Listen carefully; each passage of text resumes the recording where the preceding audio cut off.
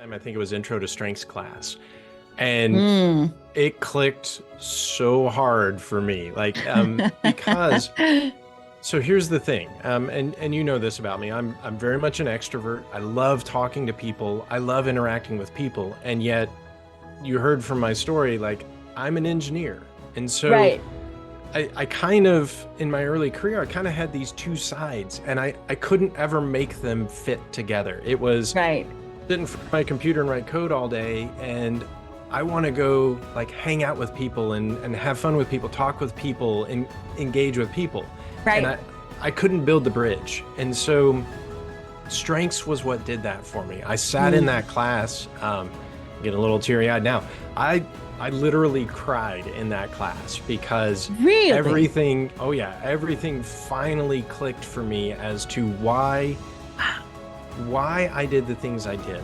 Um, it it explained to me so many things about how I viewed the world and put words on them. Right. Yeah. Because I couldn't quite describe it. So that got me started. I was trying to think back. I can remember the first strengths class I ever ran on my own. And just like that first rookie O, I was so nervous. Um, Really? oh, Wow. oh yeah.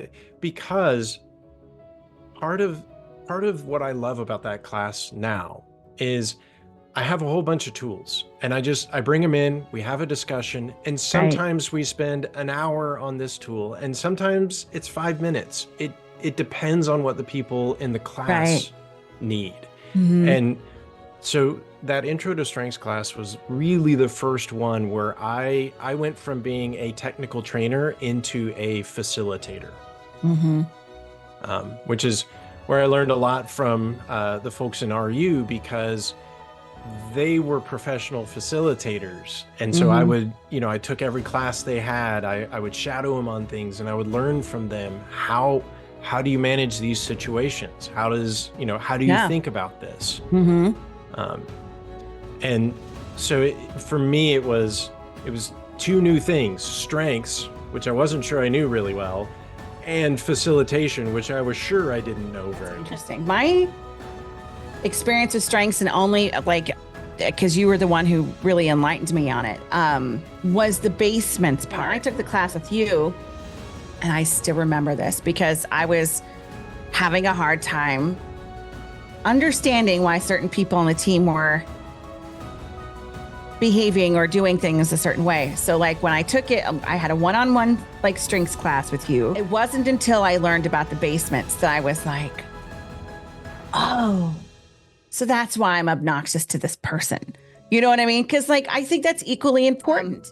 And I always just thought it was interesting because you were like, well, that's the learner in me, or that's the achiever in me, or that's the blah, blah, blah. But you only heard it in positive context, right? So I always thought it was interesting on hearing it from a basement perspective, like, oh, sorry, yeah, that's the achiever in me. I'll back off. You think about basements, I guess, is, what do you think it's equally important to teach that, or is that just kind of like a subsect of it? Like, where's your thoughts on the basements part of strengths?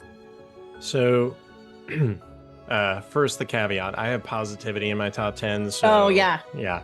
yeah. I forget that. But That's right. Yeah. however, the thing with strengths and basements in particular, that self-awareness piece is critical. Yeah. And the thing with basements, and I'm sure I'm a broken record on this, but the thing with basements is it's other people are interpreting our behaviors that way. So I can go in there thinking that I am doing great. I am hitting it out of the park. I am doing Yeah. some amazing stuff. But everybody in that room is assessing every second whether I'm in the balcony or the basement. Mm.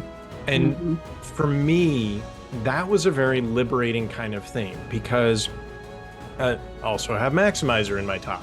So I wanted to figure out how to always be in that balcony piece. And having that handout, reading through the stuff, having a good chuckle over a lot of the basements that are in there, Yeah. and then just getting myself to a place where I'm okay with the fact that some people are going to think I'm behaving that way. Okay. And for my coaching of folks with strengths, a lot of times the leaders don't really want, that piece to be brought up because, Interesting. they want to be in that balcony. All of us do as humans, right? We all want to be Right. in those balconies, but Yeah. especially leaders because they're under such scrutiny by everybody who's working for them. Like one of the ones, some leaders who have individualization high are amazing to work for because they meet you right where you are. Right. But that can look like favoritism. And it's these blind spots that people never knew they had. And for me, there's a bunch of blind spots. I get paid to talk, so I talk a lot. But both times I've taken the strengths assessment, communication has been my number one. So Yeah. I think that's it. Yeah. But I've had to learn, especially in those facilitation scenarios, I have to learn how to shut up, right? Right. In fact, a good friend of mine once who used the phrase from Shrek, right? It's getting Jeremy to shut up. That's the trick. Because they were right. For a really long time, I felt like a teacher or a trainer had to talk the whole time. Yeah. And that's not the case, right? It's obviously not the case, but the basements were what helped me really lock in on that. Yeah. And I think there too, and I've gotten this feedback in some classes that I've done. Some people, when they read one of the strengths, they're like, this isn't something that's good, right? Command is one that comes up a lot, right? Where they're very decisive. Oh, yeah. And they're like, this is not something that has helped me in my life. And those are some of my favorite conversations because it's, okay, I see that, right? For me, communication hasn't always helped me. Right.